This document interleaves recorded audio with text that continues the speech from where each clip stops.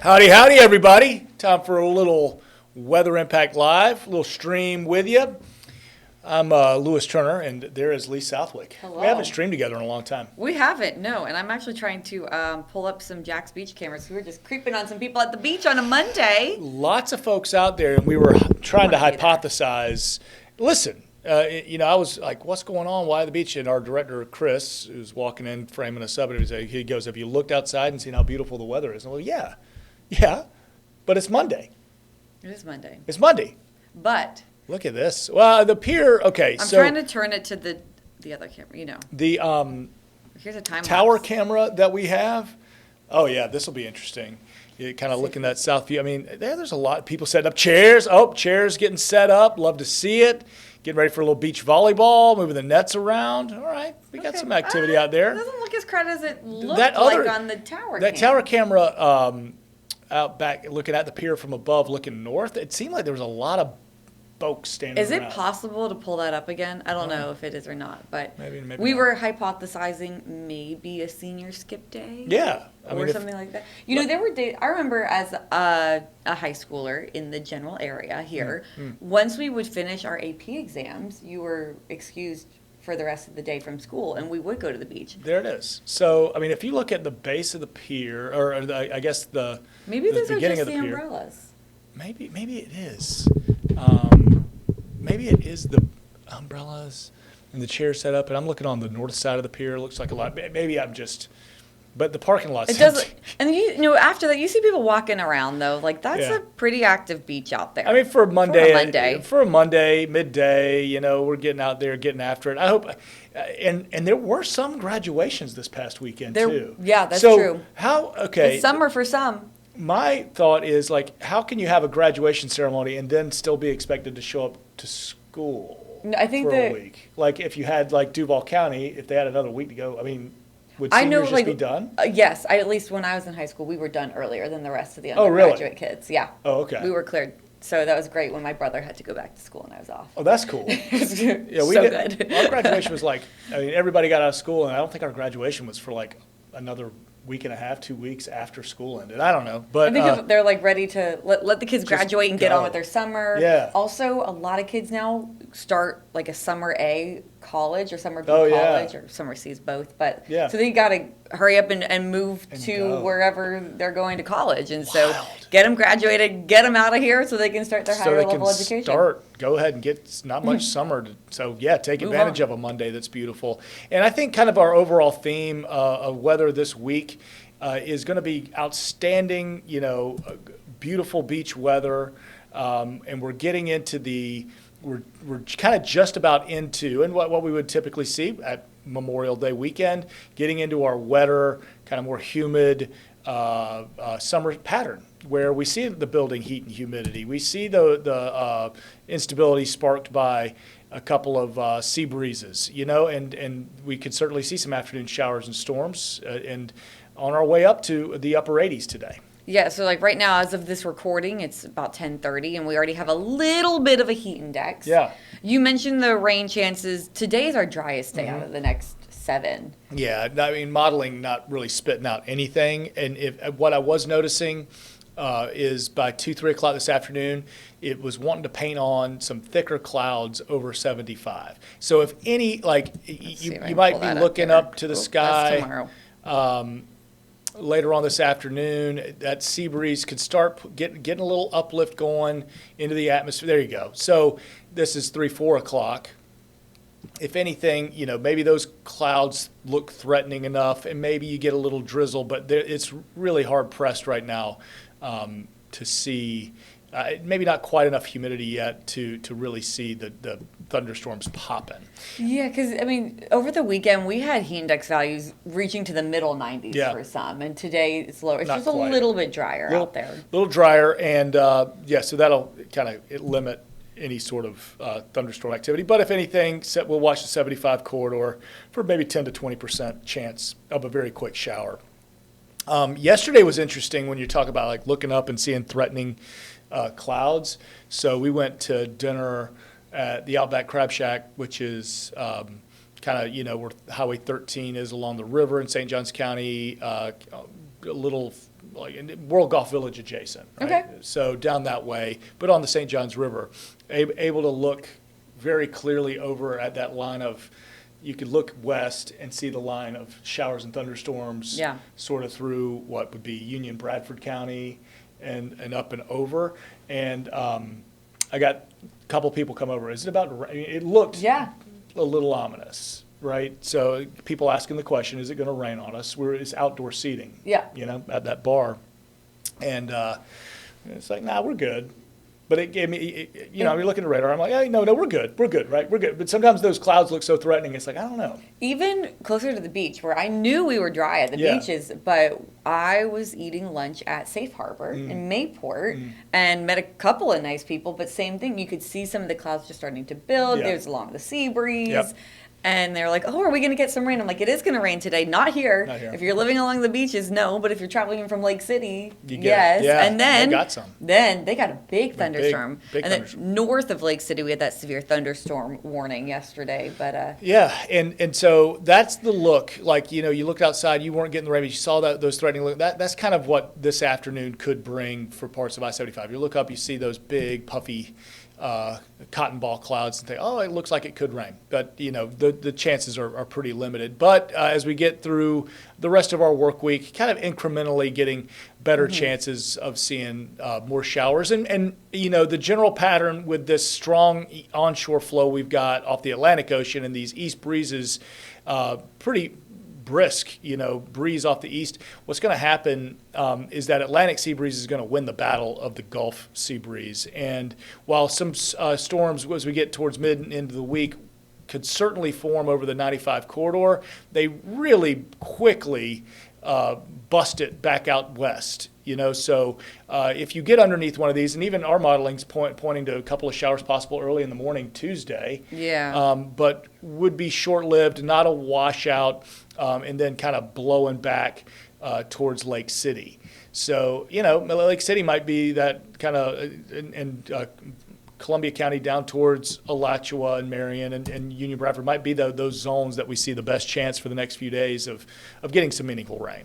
I want to talk about this too, since we're talking about rain. May precipitation so far, now our monthly departure is below an inch because we're not getting a lot of rain. And yes, even you'll notice yesterday, no rain counted. That's because you'll see at the bottom of the screen there, it's Jacksonville International Airport. It has to rain at the airport. When we talk about our climate data, our stats, a lot of it comes out of the airport. So if it doesn't rain on that rain gauge at the airport, it doesn't count for Jacksonville's climate data. And it really didn't rain over Jacksonville yesterday. Of course, we just talked about all the rain over places like Lake City, and it stormed in southeast Georgia. And we had some sprinkles around, but all of the rain that you did see, especially if you live along the I-75 corridor, you're like, oh, yes, we got rain yesterday, but that's what it doesn't count. So the monthly departure getting smaller and smaller. Of course, our departure from the beginning of the year getting bigger and bigger, getting close to 7 inches when it comes to our deficit. And, obviously we have to have a spot to do record keeping. It's a little deceptive because that Tuesday there were spots around the First Coast that got more than 5 inches of rain between what fell really starting Friday, but going into Monday night, Tuesday, and Tuesday night. Parts of Ponte Vedra, Nocatee, those areas saw a significant, it just didn't happen over the airport. So some bit more beneficial rain did fall. We're now obviously more than halfway through the month. Are we going to hold on for dear life and maybe over this week get some contributions to the airport's rain gauges? That would be nice, because I sure would like to end this monthly streak. I guess we're at 8 straight months now of being in a monthly deficit for normal rainfall. I would love to break that streak and get May to technically be a wet month. That would be great. Well, because we really do need the rain, but now is the time where we were just talking about kids going on summer break. People want to go to the beach, so they don't want to go to the pool. Are you guys more a family that's a beach family or a pool family? Yeah, it's 50-50 split. And see, my son being a competitive swimmer, like he's in the pool every single day for hours. So it's like, we need to mix it up. Yeah. But so the beach is kind of the preference, but it's so convenient. Like our rec center where I live is so awesome, Yeah. especially for my little one. So she's like loving the slides and stuff like that. Oh, yeah. You know Oh, what I that's mean? fun. My son is just chlorine soaked, and so he needs salt water. I heard that, there's like the swimmers, like their hair can start to turn green because of all the chlorine. Does that happen to him? He's got like 4 different hair products that he's got to use every single day, to keep it. He's got blonde hair, so blonde hair will turn greener quicker. Yep. It's less about the greenness because his hair stays like bleach white almost. It's more about the texture. For swimmers that are swimming all the time, it's like his hair has turned into like duck feathers. Like oh my gosh. Water just like hits it and beads right off. It's kind of wild, which isn't healthy. Like, so we go to the lady who cuts his hair, and she's like, guys, come on. Like, he doesn't like to he wears a swim cap in competition. He won't wear his cap in practice. I was about to ask about the swim cap. Okay. And she's like, wear your cap. He's like, I don't like wearing my cap. He's like, wear your cap. He likes to like practice with his hair flowing. That way, when he gets into competition, he feels like he's faster with the cap on. I mean, I get it. But he's got such good hair. I mean, good blonde hair, like just a great coif.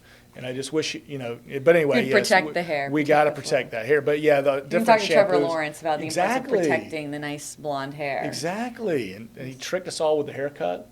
Trevor Lawrence. I was not tricked. You weren't tricked? Did you believe I was that? tricked for a minute. You were? I was tricked for a minute until I saw the final product. I was like, there's no way in hell he would walk away. They would ever let that happen. Yeah. There's no way. But at first I was like, okay. I saw Marissa's like Instagram story, and I was just like, we've seen stuff like this before. I'm like, nope, I still don't believe it. I don't know. There's no way. From the jump. No way. Okay, so beach goers today, we saw they're out there. Yep. UV index of 10. Yep. It's that time of year. But the high rip current risk, not only today, but likely through the week. I think really this is going to be something we need to like harp on all week. Yeah. With the east breezes, and then also kind of ramping up. We're getting back used to it. We're getting out of school, and weather is going to be very, very nice.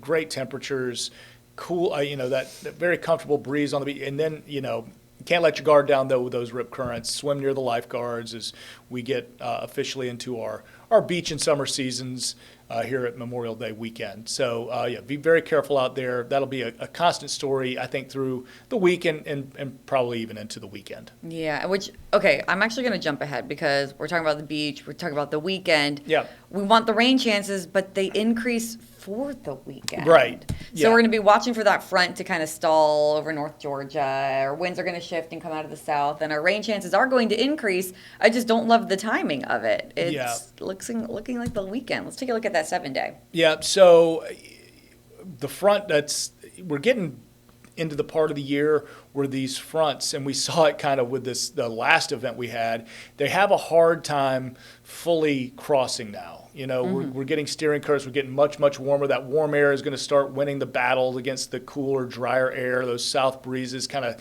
halt these fronts. And when they stall out, they become focal point for extra moisture, showers, thunderstorms, and you get the triggering mechanism, the added triggering mechanism on top of your sea breezes. So, I think we're going to need to circle Saturday, Sunday, and get a little bit closer to time, fine tune. Do we need to put a weather impact alert out or not? And I hate to do it when it's your big holiday weekend, lots of folks getting together, trying to get outdoors as much as possible.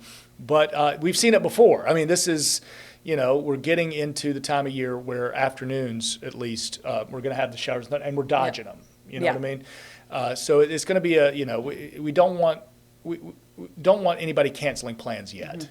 Just staying weather aware. That's the thing you're going to hear us say that a lot now, where it's like, don't have to cancel your plans, but keep an eye on the sky, have your backup plan, have your shelter nearby. If you do plan to go to the beach this weekend, just think about where would you go if you hear thunder or you see those clouds starting to develop.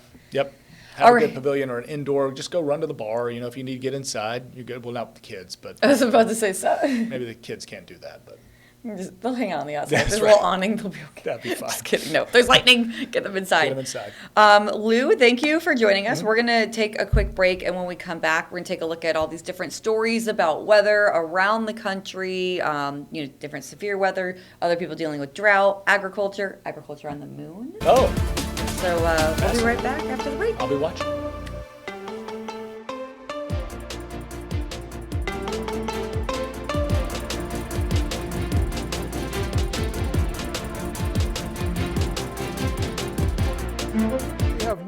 details about a heavy police presence in Jacksonville Beach.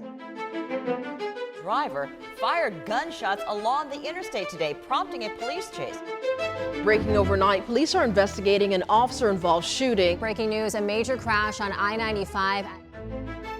Routine controlled burn got out of control. First Coast News was the only station there. Stream extended coverage on First Coast News Plus.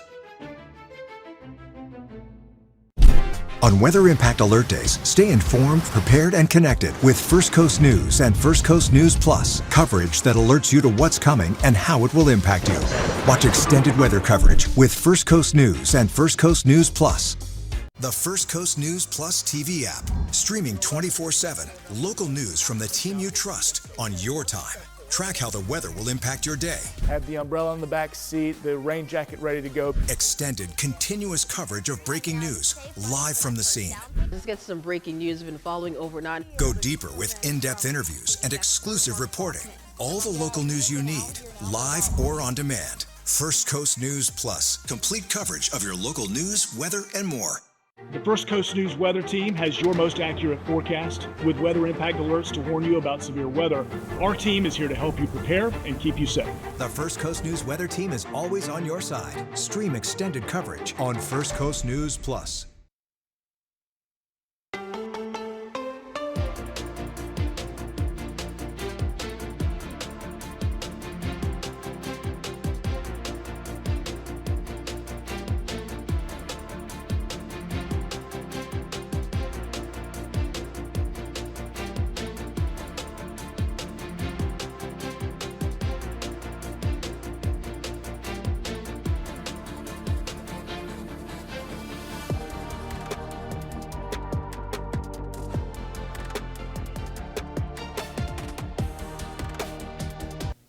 Alrighty, welcome back to Weather Impact Live. We give you your forecast, not only for today, but for the week, including the weekend. Now, let's take a look back. I want to show you guys some footage out of Mount St. Helens because it's the anniversary. Today marks a somber anniversary for the Pacific Northwest and the country. It was on this date 46 years ago that Mount St. Helens erupted in Washington state. 57 people were killed by the powerful eruption that also devastated some 210 miles of wilderness. It was in the Cascade Range. A 5.1 earthquake was recorded just before the eruption that reduced the mountain's height by some 1,300 feet. Ash from the volcano covered parts of 11 states and Canada and caused more than $1 billion in damage. The Mount St. Helens eruption on this date 46 years ago today. So I know a lot of people remember that. I wasn't alive yet, but I love hearing people's stories about it. I have a lot of family out in the Pacific Northwest. Obviously very scary, but I have a couple of great aunts and uncles who have actually collected the ash from that, and they still have it. So horrible natural disaster, but 46 years ago today. Okay, so now we're going to take a look at some packages from some of our NBC affiliates across the country. And I'm going to start with a Jasper teen that is feeling lucky to be alive. So Hunter was out fishing like 2 Saturdays ago now when he was struck by lightning. When emergency services arrived, they found Hunter alert and conscious. Hunter told the reporter Cameron Burchett of KJAC that he isn't letting lightning get in the way of his casting the line. I'm lucky to be able to do anything at all. Don't know how I lived. On Saturday, Hunter Weish went fishing with his mom for Mother's Day weekend when the weather quickly took a turn. I was trying to get out of the rain a little bit and lightning struck. Blew me back 5 feet or so and hit my back on a tree. It traveled through the tree, his fishing pole, and into him. I blacked out and my whole body went completely stiff. I was in shock, ironically. Hunter's mother, Michelle, saw it all happen. I told him, well, if it starts thundering, we need to go in. And as soon as that happened, it was like an explosion. It's like a big light, and it sounded like a bomb went off. I couldn't feel my legs when I come back to. I couldn't move my right foot. I could barely move my right leg.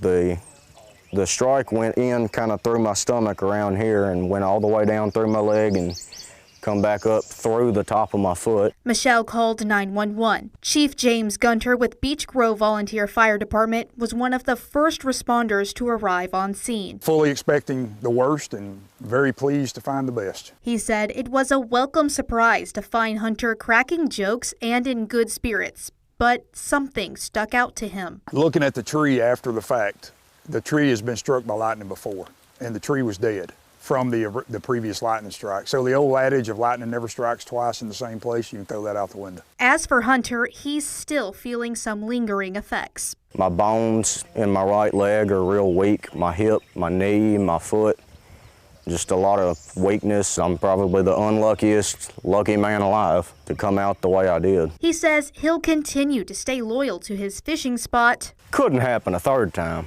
No matter what. Good fishing spot, what can I say? Meanwhile, Michelle says she's happy to see her son continue to do what he loves. That's the most wonderful sight right there. Oh my gosh, I was just thinking about how they're recording in the rain. Like, okay, I'm so glad he's okay.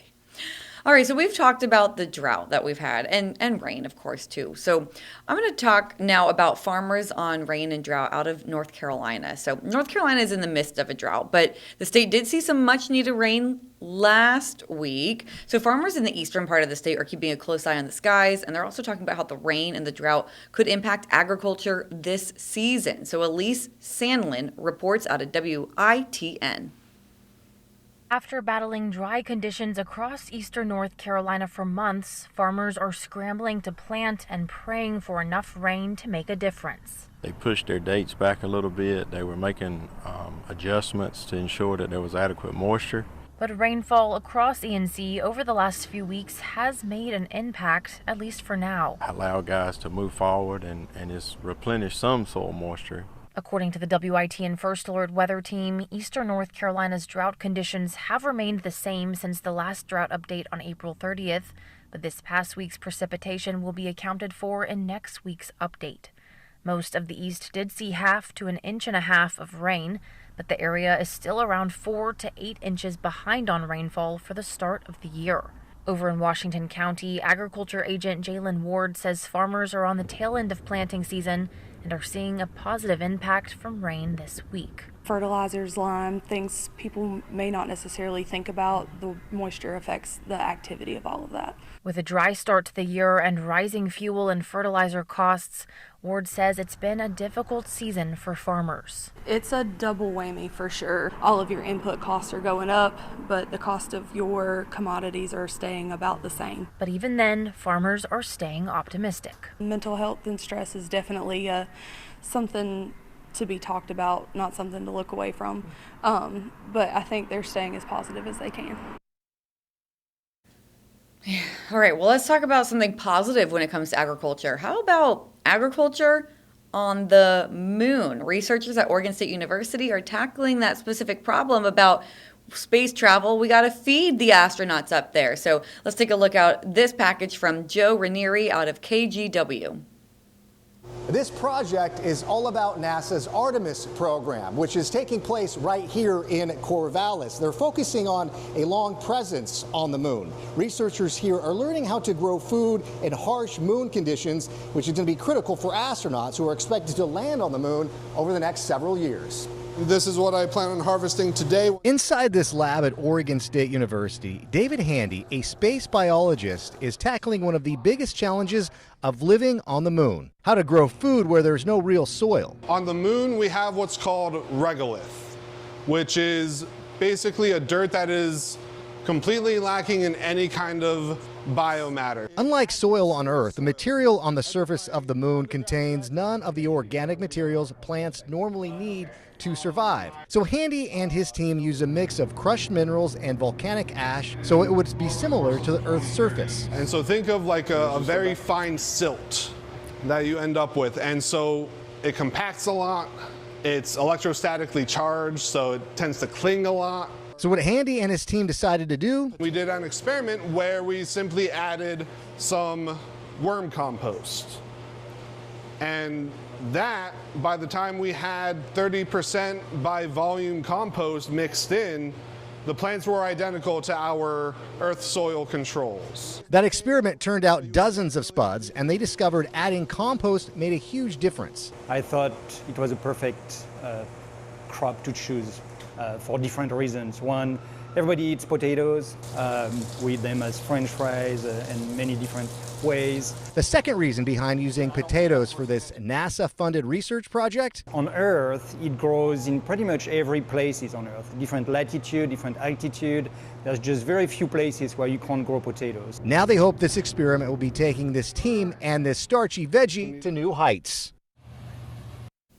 Hurricane season is just 14 days away, and FIU researchers are blowing away a home to find out how to build safer ones. This is just the preliminary force of FIU's wall of wind, 12 fans that can simulate the power of a hurricane.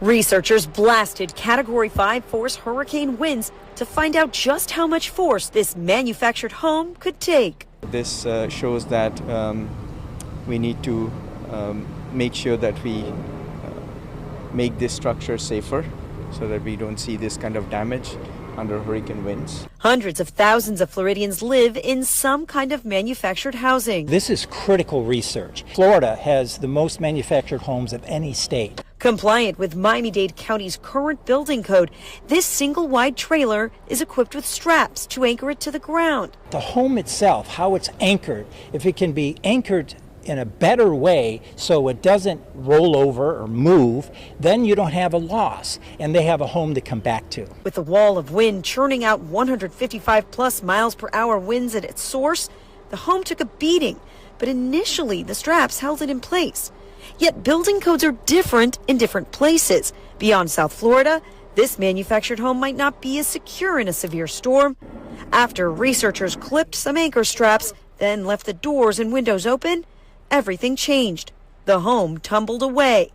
Researchers from hurricane country to tornado alley have lessons to learn. Because we're able to do this testing at the wall of wind, it is letting us observe how that progressive failure happens, which lets us design solutions. Not only can this research help South Florida build better, but it can also save lives. At FIU, Julia Bagg, NBC6 News. Important research there. All right, I'm going to leave you all with a look at your 7-day forecast again before we head out. Don't forget that we will be back, Ross and I will, at 4:30 p.m., bringing you another update. These temperatures over the next 7 days staying hot and humid. Heat index values will be in the low to middle 90s. We'll have some sea breeze, showers, and storms for the first half of the week, and we will be closely watching increasing rain chances over the weekend. Also, if you're watching right now in the 11 o'clock hour, Lou Turner will be, I will be on at noon. I will see you there.